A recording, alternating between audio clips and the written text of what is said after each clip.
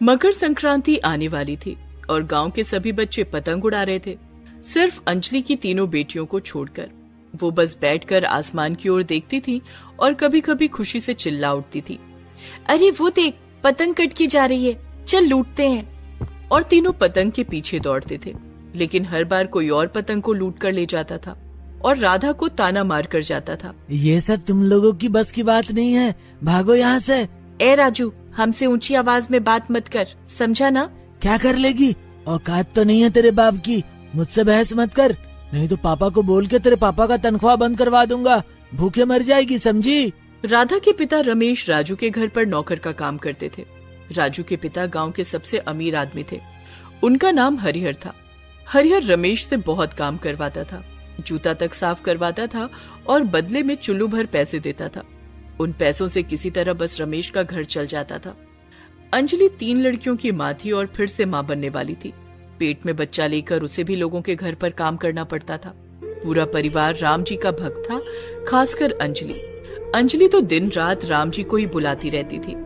हे राम जी, सबको सुखी रखना, गरीबों की गरीबी दूर कर देना, जय श्री राम। ऐसे ही दिन बीत रहा था और मकर संक्रांति का टाइम आ गया। सबको पतंग उड़ाते हुए देखकर राधा रानी और पूजा को भी पतंग उड़ाने का दिल होने लगा। वो तीनों अपने पिता से पतंग मांगने लगी। पिताजी, हमें पतंग खरीद कर दो ना, हमें भी पतंग उड़ानी है। हाँ पिताजी, सभी पतंग उड़ाते हैं, राजू भी उड़ाता है, हमें भी मन करता है, रमेश ने कहा। राजू अमीर बाप का बेटा है और तुम लोगों का बाप गरीब है बेटी, मेरे पास अभी पतंग खरीदने के पैसे नहीं हैं। रमेश ने मना कर दिया, लेकिन तीनों बेटियां हार मानने वालों में से नहीं थी। उन्होंने इधर उधर से न्यूज़पेपर का जुगाड़ किया और पेपर काट कर पतंग बना लिया और उसमें डोर बांधकर उस पतंग को लेकर मैदान पर चली गई। बहुत मजा आ रहा है। तीनों मजे से पतंग उड़ा ही रही थी कि तभी राजू ने अपनी महंगी पतंग और डोर से राधा की न्यूज़पेपर पतंग को काट दिया और जोर जोर से हंसने लगा। न्यूज़पेपर पतंग लेकर उड़ाने आई है, दम है तो असली पतंग खरीदना, गरीब कहीं की। गरीबों को हमेशा ताना ही सुनना पड़ता है और अमीर पैसों की गद्दी पर बैठकर बस गरीबों का शोषण करते हैं, क्योंकि ये कलयुग है। लेकिन जिस दिन राम राज्य की प्रतिष्ठा होगी, उस दिन गरीबों और अमीरों के बीच कोई फर्क नहीं रहेगा, सभी एक जैसे हो जाएंगे। यही सब अंजलि अपनी बेटियों को बताती थी। इसीलिए राधा ने राजू को जवाब दिया, कोई बात नहीं राजू, अभी तू हंस ले, लेकिन याद रखना, जिस दिन राम राज्य की प्रतिष्ठा होगी ना, उस दिन हम सब एक बराबर हो जाएंगे। ये सुनकर राजू जोर जोर से हंसने लगा। इसी उम्मीद में बैठी हुई है क्या बेवकूफ, राम जी क्या खुद आएंगे तुझे बचाने? राजू ने राधा रानी और पूजा की विश्वास का बहुत मजाक उड़ाया।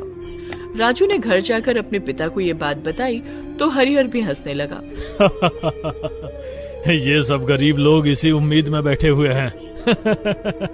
ये सभी हमेशा हमारे जूते के नीचे ही रहेंगे, गरीब कहीं के। उधर रात को अंजलि ने खाने में साग और रोटी बनाई थी। रोटी खाते खाते राधा ने अंजलि को राजू के बारे में बताया।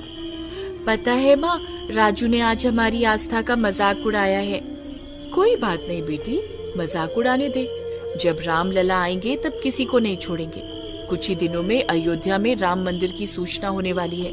उसके बाद तो राम जी स्वयं स्वर्ग से धरती पर आएंगे और गरीबों का कष्ट दूर कर देंगे। माँ, क्या हम अयोध्या नहीं जाएंगे? कैसे जाएंगे बेटी, हमारे पास खाने के लिए पैसे नहीं हैं, ट्रेन की टिकट कैसे करवाएंगे? मुझे राम मंदिर देखना था पिताजी, माँ कुछ करो ना। बेटी, हम अयोध्या नहीं जा सकते, मैं अभी माँ बनने वाली हूँ ना, ठीक है? मैं आंगन में ही एक राम मंदिर बना दूंगी। कल तुम तीनों नदी के पास से मुझे मिट्टी ला देना। तीनों बेटियां खुश हो गईं। अगले दिन सुबह सुबह नदी के पास से तीनों ने मिट्टी लानी शुरू कर दी। दोपहर तक तीनों ने बहुत सारी मिट्टी जमा कर ली और अंजलि ने उस मिट्टी से एक छोटा सा राम मंदिर बना लिया। लो बच्चों, प्रणाम करो, जोर से बोलो, जय जय श्री राम। अंजलि हर रोज उस मंदिर में राम जी की पूजा करने लगी। 2-3 दिन बाद उसके पेट में बहुत दर्द होने लगा। बहुत दर्द हो रहा है। रमेश अंजलि को लेकर डॉक्टर के पास गया।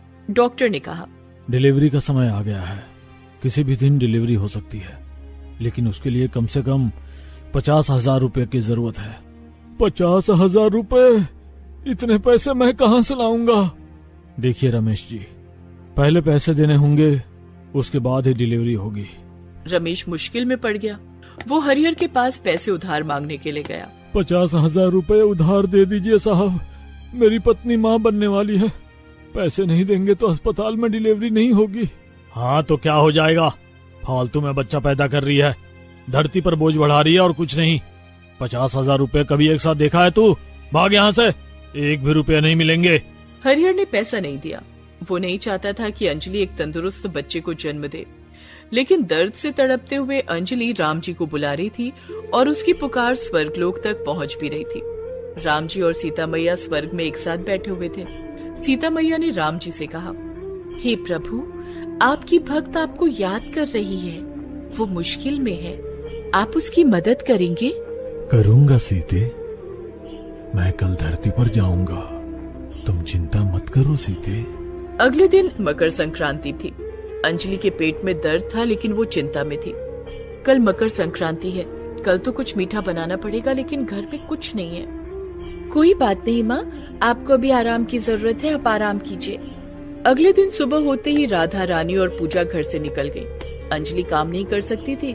उधर स्वर्ग से स्वयं राम जी विशाल पतंग पर सवार होकर धरती पर आ रहे थे और इधर अंजलि के पेट में भयानक दर्द शुरू हो गया था। आह आह, कुछ कीजिए जी, कुछ कीजिए, मुझसे ये दर्द सहा नहीं जा रहा। आह। लेकिन रमेश भी बेबस था। राम जी पतंग पर सवार होकर अंजलि के घर के आसपास आए और पतंग छोड़कर अंजलि के पेट में समा गए और तुरंत पतंग के एक तरफ राम जी का चेहरा खिल उठा और दूसरी तरफ जय श्री राम लिखा हुआ आ गया। उधर अंजलि ने एक बेटे को जन्म दिया। उसने देखा कि नवजात बेटे के सिर पर एक तिलक है। अरे वाह, मेरे बेटे के सिर पर राम जी के जैसा तिलक है, जय श्री राम। उधर आसमान में वो पतंग उड़ रही थी। राधा ने उसे देखा। रानी पूजा, वो देख, कितनी बड़ी पतंग है, चल पकड़ते हैं। तीनों पतंग के पीछे दौड़ते दौड़ते एक सुनसान जगह पर पहुंच गए। तीनों ने पतंग पर राम जी का चेहरा देखा। जय श्री राम, लगता है ये तो राम जी की पतंग है। राधा, रानी और पूजा, तुम तीनों का दिल साफ है, इसलिए मैंने तुम तीनों को चुना है। आज से तुम तीनों इसी पतंग को उड़ाओगे। ये पतंग जहाँ जहाँ से उड़ेगी, उसके नीचे हर गरीब के घर में सोने चांदी और पैसों की बारिश होगी। आकाशवाणी सुनकर तीनों पतंग उठाकर घर ले आई और पतंग में डोर बांधकर उड़ाने लगी और पतंग को उड़ाते ही उनके घर पर सोने चांदी और पैसों की बारिश हुई। सब लोग खुश हो गए। जय श्री राम, जय श्री राम, हमारी गरीबी दूर हो गई। आखिर राम राज्य की सूचना हो ही गई। जय श्री राम। पतंग उड़ने लगी और पूरे गांव के गरीबों के घरों में सोने चांदी और पैसों की बारिश हुई।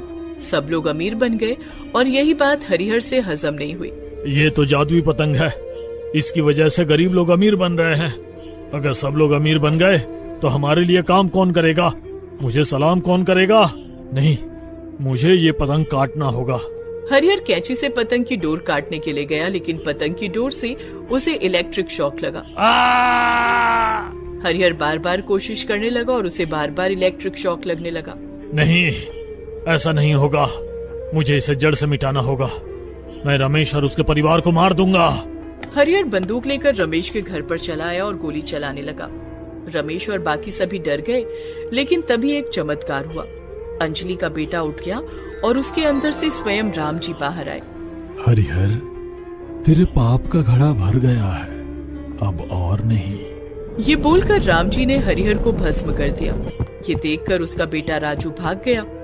राजू को भी शिक्षा मिल गई कि घमंड बुरी बात है और उसके बाद सब लोग खुशी खुशी रहने लगे। दोस्तों, आप सभी इस वीडियो पर अपनी माँ की लंबी आयु के लिए कमेंट में आई लव माँ जरूर लिखें। दुर्गा माँ जरूर आपकी इच्छा पूरी करेंगी। और हाँ, इस वीडियो को लाइक जरूर कीजिएगा। बहुत समय पहले किसी गांव में आरती नाम की एक गरीब औरत अपनी बेटियों और गीता के साथ रहती थी। आरती मौसम के हिसाब से अलग अलग सामान बेचकर अपनों और अपनी बेटियों का गुजारा करती थी। उन दिनों चारों तरफ पतंग उड़ाने का माहौल था, जिस वजह से आरती फुटपाथ पर पतंग बेचना शुरू कर देती है। लेकिन कुछ दिनों बाद एक बीमारी के चलते आरती बिस्तर पकड़ लेती है। हे भगवान, तू मेरी कैसी परीक्षा ले रहा है। मैं तो बीमार हो गई, बाहर जाकर पतंग नहीं बेच सकती। अब मैं घर का किराया कैसे भरूंगी, अपनी बेटियों की पढ़ाई का खर्च कैसे उठाऊंगी। माँ, तुम चिंता मत करो, हम दोनों बहनें स्कूल से आने के बाद पतंग बेचने का काम करेंगी। हाँ माँ, राधा बिल्कुल ठीक कह रही है, तुम्हें फिक्र करने की जरूरत नहीं है। फिर अगले दिन दोनों बहनें पतंग लेकर फुटपाथ पर बेचने पहुँच जाती हैं। मेम साहब, अपने बेटे के लिए पतंग ले लीजिए, बहुत अच्छी पतंग है। अरे तेरा दिमाग खराब है क्या? मैं तुम भिखारी से पतंग क्यों खरीदूं? अपने बेटे के लिए मैं शहर की सबसे बड़ी दुकान से पतंग खरीद लूंगी। हाँ मेम साहब, पतंग तो पतंग होती है, अगर आप हमसे खरीदोगी तो हमारी कुछ कमाई हो जाएगी। दया करके कुछ पतंग ले लीजिए मेम साहब। अरे चलो हटो, मैं फुटपाथ से कभी कोई चीज नहीं खरीदती। उसके बाद औरत वहाँ से चली जाती है। कितने घंटे हो गए, अभी तक हमारी एक भी पतंग नहीं बिकी। हाँ, यहाँ तो हमसे कोई पतंग खरीद ही नहीं रहा। अब हमें घूम घूम कर पतंग बेचनी चाहिए। उसके बाद वो दोनों बहनें रास्ते पर चलते हुए लोगों को आवाज देकर पतंग बेचने लगती हैं। काफी देर चलने के बाद उन दोनों को प्यास लगती है। तभी वो दोनों एक सरकारी नल में पानी पीने पहुंच जाती हैं। दोनों नल में पानी पी रही थी कि तभी एक कुत्ता उन दोनों की सारी पतंग लेकर भागने लगता है। अरे ठहर जा, हमारी पतंग लेकर कहाँ जा रहा है? दोनों बहनें उस कुत्ते का पीछा करने लगती हैं, लेकिन तभी कुत्ता अपने मुंह में पकड़ी हुई सारी पतंग सड़क पर बिखेर देता है। दोनों बहनें पतंगे उठाने के लिए सड़क की ओर दौड़ पड़ती हैं, लेकिन तभी एक मोटर कार उन दोनों को टक्कर मारकर निकल जाती है। दोनों बहनें घायल होकर वहीं सड़क पर गिर पड़ती हैं। दूसरी ओर सड़क से गुजर रही गाड़ियां सारी पतंगों के ऊपर से गुजरकर उन्हें बर्बाद कर देती है। अपनी इस लाचारी पर दोनों बहनें बहुत दुखी होती हैं और रोते हुए अपने घर लौट जाती हैं। फिर अगले दिन वो दोनों होलसेल में पतंग बेचने वाले एक दुकानदार के पास पतंग खरीदने जाती हैं। अंकल, हमें ढेर सारी पतंग चाहिए, लेकिन इस वक्त हमारे पास पैसे नहीं है। पतंग बेचने के बाद हम आपके पैसे लौटा देंगे। बेकार की बात मत कर लड़की, मैंने गरीबों का ठेका लेकर नहीं रखा है। अगर तुम दोनों के पास पैसे नहीं है तो मैं तुम्हें पतंग नहीं दूंगा। चलो निकलो यहाँ से। हमारा यकीन करिए अंकल, हम बहुत जल्दी आपके पैसे लौटा देंगे। हमारे घर में बहुत परेशानी है, दया करके हमारी मदद करिए। ठीक है, मैं तुम्हें पतंग देने को तैयार हूँ, लेकिन हाँ, पतंग की कीमत के साथ साथ मुनाफे में आधे पैसे मुझे देने होंगे, तभी मैं तुम्हें पतंग दूंगा। दुकानदार का लालच देख दोनों बहनों को बहुत गुस्सा आता है, लेकिन उनके सामने कोई और रास्ता नहीं था, इसलिए वो दोनों दुकानदार की बात मान लेती हैं। फिर दोनों बहनें दुकानदार से पतंग खरीद कर बेचने फुटपाथ पर पहुंच जाती हैं। लेकिन तभी साइकिल से जा रही निकिता नाम की एक घमंडी लड़की दोनों बहनों को देख लेती है। दरअसल निकिता उन दोनों की क्लास में पढ़ती थी। दोनों बहनें पढ़ने लिखने में बहुत होशियार थी, इस वजह से निकिता को उनसे बहुत जलन होती थी। अच्छा, तो ये दोनों बहनें यहाँ पतंग बेच रही हैं, अभी जाकर इन्हें मजा चखाती हूँ। उसके बाद निकिता फुटपाथ पर साइकिल चलाना शुरू कर देती है और उन दोनों बहनों की पतंग के ऊपर से अपनी साइकिल गुजार देती है, जिसकी वजह से सारी पतंग फट जाती है। अरे निकिता, ये तूने क्या कर दिया? तेरी वजह से हमारी सारी पतंग बर्बाद हो गई। हाँ, अब तुझे इसकी भरपाई करके देनी होगी। अरे, ये फुटपाथ तुम्हारे बाप का है क्या, जो तुम दोनों यहाँ पतंग बेच रही हो? मैं तो मजे से अपनी साइकिल चला रही थी। अगर तुम दोनों की वजह से मैं गिर जाती तो उसका जिम्मेदार कौन होता? ओ, एक तो चोरी, ऊपर से सीना चोरी। हम दोनों कुछ नहीं जानती, तुझे हमारे नुकसान की भरपाई करनी ही होगी। हमने कर्ज लेकर ये सारी पतंग खरीदी थी। अच्छा, तो तुम्हें पैसे चाहिए? ठहरो, अभी तुम्हें पैसे देती हूँ। वहीं से थोड़ी दूर पर निकिता की बाकी सहेलियां गार्डन में खेल रही थी। निकिता आवाज देकर उन सभी को वहां बुला लेती है। उसके बाद निकिता के कहने पर सारी लड़कियां उन दोनों बहनों की पिटाई करने लगती हैं। माँ, मर गई रे, कोई बचाओ मुझे, छोड़ दो हमें, छोड़ दो। फिर काफी देर पिटाई करने के बाद वो सभी लड़कियां उन दोनों बहनों को उठाकर पास के नाले में फेंक देती है। दोनों बहनें अपनी इस हालत पर फूट फूट कर रोने लगती हैं। दूसरी तरफ निकिता और उसकी सहेलियां हंसते हुए वहां से चली जाती हैं।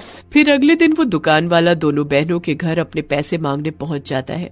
दोनों बहनें दुकान वाले को अपने साथ घटी सारी घटना बता देती हैं, लेकिन उस लालची दुकान वाले को उन दोनों पर जरा भी तरस नहीं आता। मैं कुछ नहीं जानता, मुझे अभी के अभी मेरे पैसे चाहिए, वरना ठीक नहीं होगा। सेठ जी, हमारी गरीबी देखते हुए हमें कुछ दिनों की मोहलत दे दीजिए, आपको आपके पैसे मिल जाएंगे। देखो, मैं लोगों से इस तरह के बहाने रोज सुनता हूँ, ये सब देखा तो व्यापार नहीं कर पाऊंगा। उसके बाद वो लालची दुकानदार उनके घर से ढेर सारा सामान उठाकर अपने टेम्पो में भर देता है।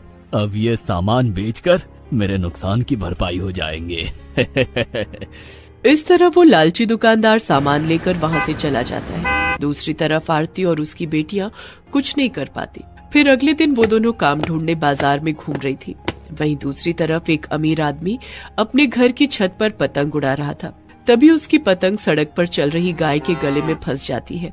वो आदमी मांझे को जोर से खींचने लगता है, जिसकी वजह से गाय की गर्दन कट जाती है और उसके गले से खून बहने लगता है। इस पर भी उस आदमी को दया नहीं आती, उल्टा वो और जोर लगाकर मांझा खींचने लगता है। गाय को दर्द से तड़पते देख राधा और गीता को उस आदमी पर बहुत गुस्सा आता है। उसके बाद वो दोनों गाय के गले में फंसा मांझा काट कर उसे अलग कर देती हैं। अरे तुम कैसे निर्दयी आदमी हो, तुम्हें शर्म नहीं आती?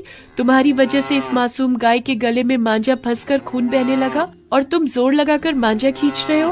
अरे लड़की, तू अपने काम से काम रख, वरना ठीक नहीं होगा। एक तो तुम खतरनाक मांझा से पतंग उड़ा रहे हो, ऊपर से अपनी गलती भी नहीं मानते। तुम्हें पता है ना, इस तरह के विदेशी मांझे का इस्तेमाल करना गलत बात है। मेरी मर्जी, मैं चाहे जो करूं। तुम दोनों जाओ यहाँ से, वरना नीचे आकर तुम दोनों की पिटाई करूंगा। इससे बहस करना ठीक नहीं है, चल यहाँ से चलते हैं। उसके बाद वो दोनों उस गाय को वहाँ से ले जाती हैं और एक पेड़ के नीचे गाय को बिठाकर उसके गले में हल्दी लगाना शुरू कर देती है।